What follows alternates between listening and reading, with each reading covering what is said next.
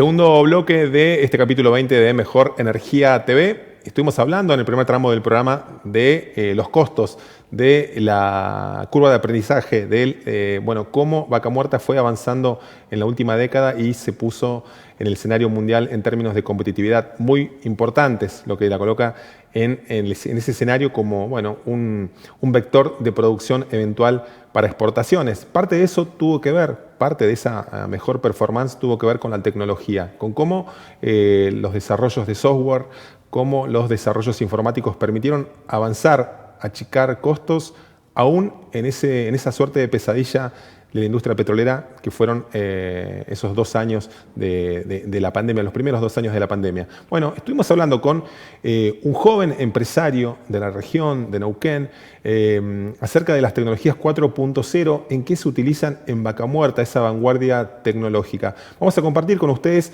el diálogo que manteníamos con Lucas Corsino, él es cofundador de Lake Analytics, una empresa que está integrada a la cadena de valor de Vaca Muerta. Compartimos la entrevista que hacíamos con él.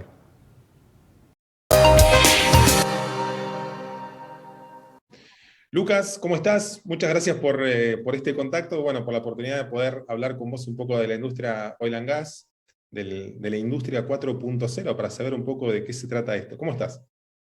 Bueno, Fernando, buenas tardes. Bueno, primero que nada, muchas gracias por el espacio. Muy bien, me parece que es un tema muy interesante y espero que, a tus oyentes, a las empresas, al propio gobierno y quienes organizamos esta charla que se va a dar el viernes de forma online a las 5 de la tarde con el Centro PYME, que los invitados a todos que sean bienvenidos y que puedan disfrutar de una linda charla y un lindo tema para debatir en la actualidad. Seguro que sí, vamos a hablar un poco de eso también. Primero te quiero consultar respecto a dar una definición para la audiencia que no esté tan familiarizada con este tema. ¿De qué hablamos cuando hablamos de industrias 4.0? Bueno, Industrias 4.0 es como cualquier industria tradicional, tanto el agro, la pesca, como ahora la minería o el oil and gas que está presente acá en la zona, pero es una industria a la cual se le aplican las tecnologías que hoy en día están en el día a día nuestro, ¿sí? Por ejemplo, puede ser la realidad virtual, que uno por ahí la asocia a los videojuegos, pero tranquilamente se puede implementar en la industria petrolera o en la industria inmobiliaria, cuando alguien, por ejemplo, hace un recorrido 3D por una instalación, no solo puede ser una instalación como un edificio, sino una planta de gas, por ejemplo, se le puede hacer un recorrido 3D para que gente que no esté en la provincia, desde el exterior, incluso inversores, puedan ver las instalaciones. No sé, se puede implementar, por ejemplo, la inteligencia artificial o el machine learning o el deep learning, que son por ahí términos que la gente no está familiarizado del todo, pero son términos referentes a los datos y a la tecnología que se puede llegar a utilizar y aplicar a cualquier cadena de valor. Es decir, hoy en día, por ejemplo, lo que es machine learning o recomendaciones o algoritmos de recomendaciones, solo lo tenemos asociado o en el día a día lo vemos, por ejemplo, en Netflix o en Spotify cuando pasamos escuchando música o viendo una serie o viendo una película. Todos esos datos quedan registrados y ahí está el primer punto de que queden registrados. Y con esos datos, tanto Netflix como Spotify o cualquier plataforma a la cual le podamos llegar a dar datos en el tiempo, ¿no? Del consumo o el tiempo que pasamos mirando tal serie o tal película, se puede aplicar. Esto mismo se puede aplicar a cualquier industria, se llaman tecnologías 4.0 y en este caso, en la charla que vamos a estar dando es aplicado estas tecnologías 4.0, cómo se pueden aplicar a la cadena de valor hidrocarburífera y darle una ventaja competitiva a las pymes para que tengan obviamente un menor costo y una mayor rentabilidad a largo plazo. Uh-huh. Sin duda que es una de las claves del momento, ¿no? Esto de ganar en rentabilidad, y suele ser un clásico de la industria petrolera, ¿no? Esto de las oscilaciones de precios del valor del crudo, del gas, y cómo eso pone en mejores o peores escenarios en la industria. Algo de eso hemos estado viendo en la pandemia. ¿Cuáles son los usos más habituales que podemos estar viendo hoy en día en Vaca Muerta, desde las pymes hasta las grandes empresas? Me imagino que son múltiples, pero digo, los casos más arquetípicos, los trabajos que al menos ustedes estén realizando en este tramo de los no convencionales. ¿Qué nos podés decir de lo más habitual en cuanto a las soluciones que de la programación, desde el software, de la tecnología se están dando? Bueno, hoy en día lo que estamos intentando hacer es que la pyme, que es una gran generadora de datos, empiece a registrar esos datos. Nosotros, por ejemplo, yo en mi caso que vengo de trabajar 3 años en Tecpetrol del grupo Techin, que es un experto en lo que es control de gestión y en anotar y en un proceso industrial donde se registra cada paso dentro de una fábrica, incluso en el petróleo o en Pan American Energy, es trabajar con las pymes en registrar todos los datos. Ellos generan muchos datos, pero pocos se registran. Y empezar a digitalizar, por ejemplo. Entonces, por ejemplo, sale un camión, una camioneta de una base a hacer un servicio, un pozo y regresa. Normalmente se registran en remitos que son papel y se deja muy poca trazabilidad. Si la única trazabilidad que en su gran mayoría tienen por una cuestión reglamentaria, incluso legal, no voy a decir marca de GPS, pero es un GPS que va integrado en la camioneta, que me registra en tiempo real información, pero todo el resto de la información se pierde. Entonces hoy con nuestras pymes lo principal que implementamos son ciertas aplicaciones que van a una tablet antiexplosiva si es que entra a la planta, una tablet convencional o un celular, un smartphone que todos utilizamos, o una computadora en la cual el operario de campo puede cargar un ticket de campo, ¿sí? O un parte diario, o por ejemplo la trazabilidad de equipos con código QR, ¿sí? Es decir, por ejemplo, en la base de alguna empresa de acá pueden estar sacando un equipo y en lugar de registrarlo con un papel o un remito que está saliendo, se le pega un QR y ese QR se escanea con la aplicación y me deja el registro, incluso hasta la latitud y la longitud de donde sale del portón de egreso de la base, y cuando llega a campo lo mismo, el operario vuelve a registrar ese código QR que me trae un montón de información. De hecho, en un código QR podemos almacenar muchísima información o solo almacenar un código que se conecte a una base de datos, por ejemplo, y me traiga mucha información. Entonces, tanto trazabilidad de código QR como ciertas aplicaciones que se puedan aplicar, bueno, lo que yo te decía de lo que es realidad virtual para hacer recorridos virtuales sobre equipo y todo, son cosas que hoy desarrollamos con pymes de acá y que tienen muy buenos ojos tanto ante la provincia como ante la operadora, que es el cliente principal de una pyme, y vamos por ese camino desarrollando soluciones. Y esa oportunidad que ofrecen los datos van desde ahorro en combustibles y en tiempos de traslado de equipamientos a un yacimiento hasta sensores que pueden estar midiendo situaciones de diverso tipo en la boca del pozo.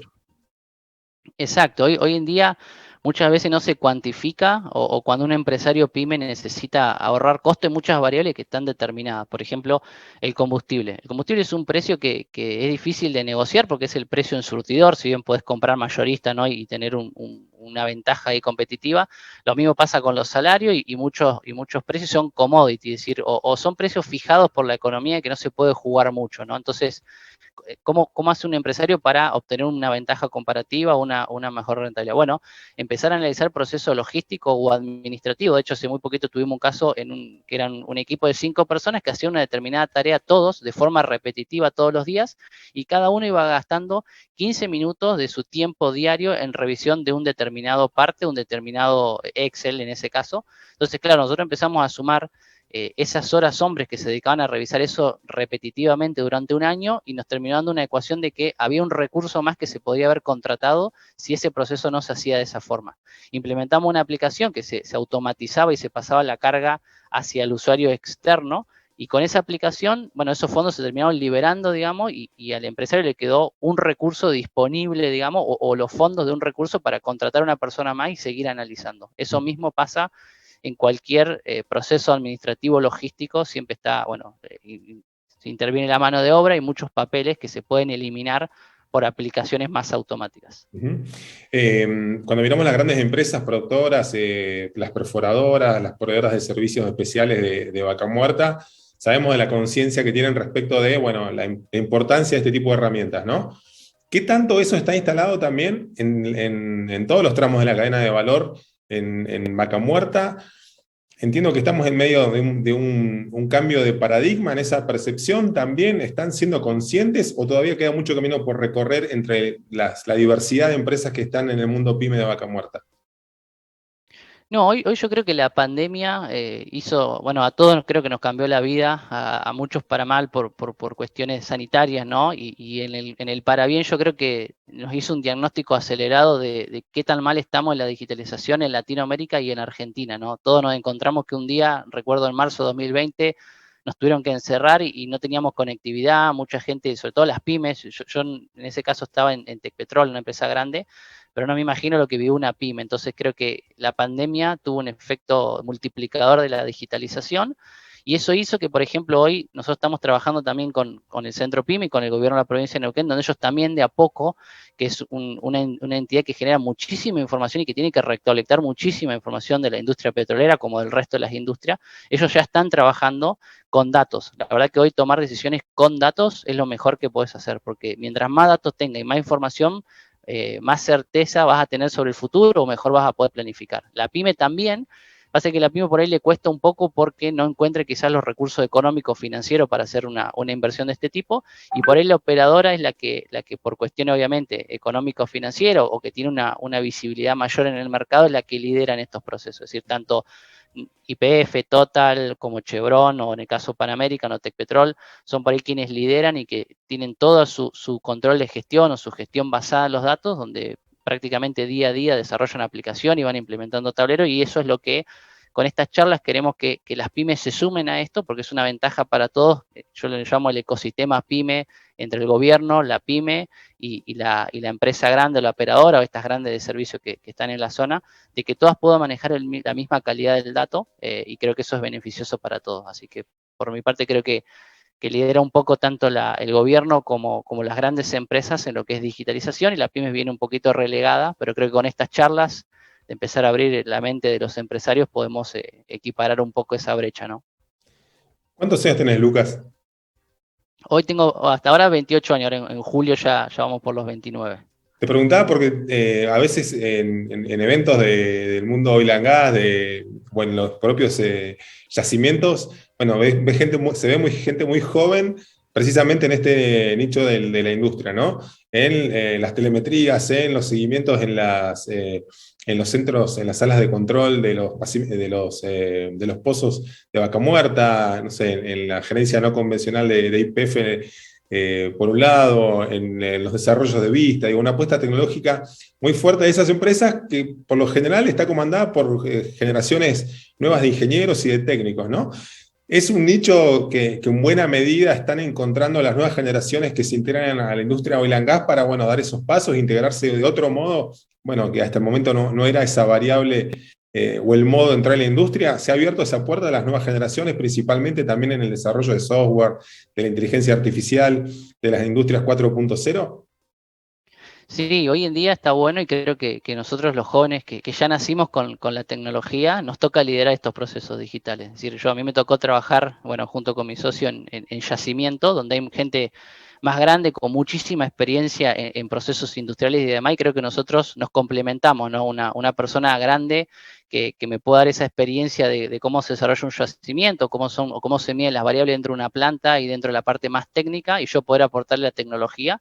Creo que se unen lo mejor de dos mundos para el caso del oil and gas, y creo que es una oportunidad muy grande para la gente, incluso no solo de la zona, sino de la Argentina, de poder estudiar tecnología y venir a una industria como tan entretenida como la de oil and gas. En nuestro caso, en nuestra empresa, en Lake Analytics, no solo somos todos neuquinos rionegrinos, sino que la gente es salida de la Universidad del Comahue. Yo me egresé a la Universidad del Comahue, mi socio se egresó a la Universidad Nacional del Sur, pero es neuquino, y toda la gente que compone nuestro equipo son chicos egresados, compañeros o ex compañeros míos, que de a poquito lo fuimos metiendo en el mundo de los datos. Entonces creo que es buenísimo que haya primero una empresa local acá, que se pueda abrir la puerta para que generaciones más jóvenes ingresen y puedan apalancar a estas empresas con tecnología, ¿no? Están dando el salto a proveer servicios también a otros países. Me imagino que, bueno, esta es la plataforma básicamente, y este escenario que propuso la pandemia de, bueno, se puede trabajar a distancia más que nunca, ultra comprobado. Digo, ¿les abrió negocios en el exterior? ¿Está esa posibilidad también de ser proveedores de servicio en otros países? ¿O ya lo están haciendo?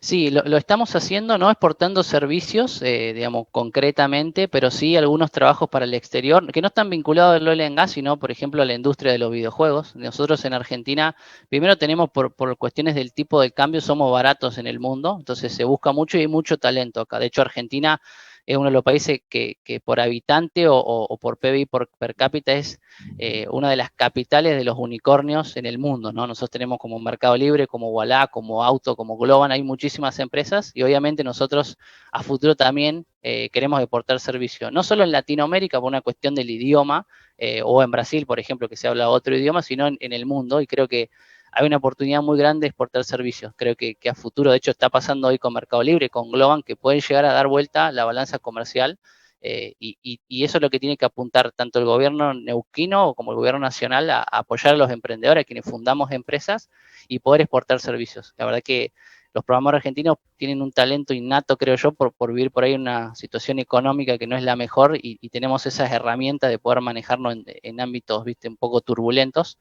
Así que sí, hoy estamos desarrollando unos servicios, no exportando propiamente dicho, pero sí hemos hecho algunas colaboraciones con empresas, por ejemplo, como Animo Cabrans, que es una empresa muy grande vinculada a lo que son plataformas de videojuegos en blockchain, ¿sí? Vinculada a lo que es criptomoneda y demás. Estuvimos haciendo algunos testeos y algunos trabajos y les gustaron mucho nuestro logro, están muy conformes.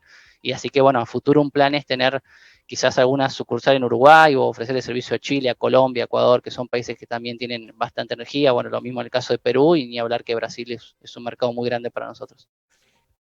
Lucas, un gustazo poder mantenido esta charla con vos. Seguramente vamos a volver a retomarla y bueno, para seguir todas estas alternativas de la capacitación y para seguir hablando de esto tan importante para Vaca Muerta y no solo, para el resto de todas las industrias del país que tiene que ver con el mundo tecnológico y este cambio de paradigma y estos saltos veloces que permiten, bueno, mejorar costos, ser más competitivos, una de las claves para un país como Argentina, ¿no? Muchas gracias, ¿eh? Bueno, Fernando, muchas gracias por el espacio y fusión, nos sirve a todo y bueno, nos veremos la próxima en alguna otra charla también. Muchísimas gracias. Muchas gracias.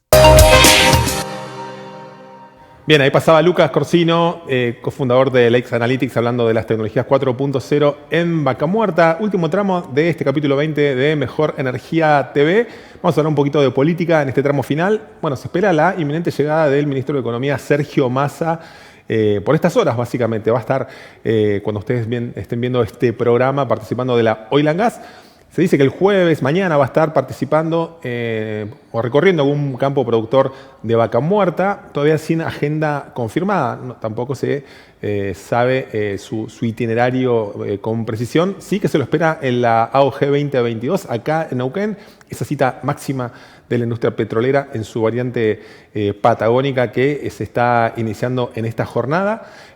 Bueno, momento importante de definiciones para el sector petrolero, expectativas por la construcción de ese vínculo, cómo va a ser la relación de las petroleras, un hombre ligado a sectores empresariales también, respaldado por sectores empresariales del mundo energético. Bueno, veremos cómo esa relación también se traduce en las políticas que pueda implementar, impulsar en los próximos meses en su itinerario como ministro de Economía. Ya estuvo haciendo algún anuncio en su primera irrupción pública, en aquella conferencia de prensa en la que dijo que el segundo tramo del gasoducto Néstor Kirchner se iba a estar desarrollando, que lo iban a licitar y que van a construirlo, el Estado argentino espera construirlo con capitales privados, básicamente.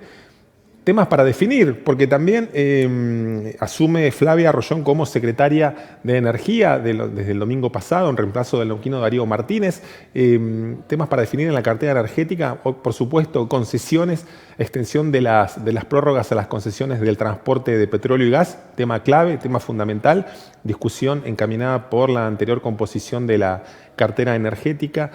Vinculado a aquello que mencionábamos, el incipiente crecimiento de la producción de gas y petróleo desde Neuquén, desde Vaca Muerta, cómo eso puede ser una opción para que el país deje de desangrarse enviando enormes cantidades de dólares en importaciones. Bueno, para eso se necesitan algunas garantías que están pidiendo las principales transportistas, Oldelval, OTASA, esa veta del petróleo hacia el Pacífico, Oil Tanking, el punto de reserva del petróleo que sale a exportación y se refina en la provincia de Buenos Aires también. Bueno, están pidiendo esas prórrogas de las concesiones que vencen en el 2028 a fin de poder garantizar inversiones megamillonarias que al mismo tiempo garanticen esa salida del crudo y el petróleo desde Neuquén para esa década que estuvimos reseñando en el tramo que, bueno, vimos esos gráficos, el desarrollo de la producción. Bueno, una agenda también intensa que lo espera al ministro en su paso por Neuquén y las definiciones que se estén dando en las próximas horas al respecto. Cómo va a ser ese acercamiento, cómo va a ser ese vínculo con la industria oil and gas y con todo el sector energético argentino en buena medida. Así que bueno, la expectativa también de ver qué pronunciamientos hace Massa en Neuquén, en un lugar en el que va a estar congregada buena parte de lo más representativo de la industria oil and gas argentina esta semana allí en la muestra del espacio DUAN, donde Prima Multimedios y Mejor Energía va a tener su propio stand. Vamos a estar transmitiendo en directo, vamos a estar transmitiendo a través de nuestro sitio mejorenergia.com.ar, en nuestras redes sociales. Vamos a estar subiendo todos los contenidos de acá hasta el viernes con lo más importante de la actualidad del sector energético argentino. Bueno, no dejen de visitarnos, no dejen de ir a la muestra, muy importante, muy interesante para saber de qué se trata más de cerca todo esto de Vaca Muerta. Y por supuesto, vamos a estar allí con el stand de Mejor Energía y Prima Multimedios, haciendo la cobertura completa de este gran evento. Se nos fue volando otro programa, este capítulo 20 de Mejor Energía TV. Ha sido un gusto poder compartir nuestra mirada, lo que consideramos parte de lo más sustancial de qué ocurrió en las últimas horas del sector energético argentino, con Vaca Muerta a la cabeza.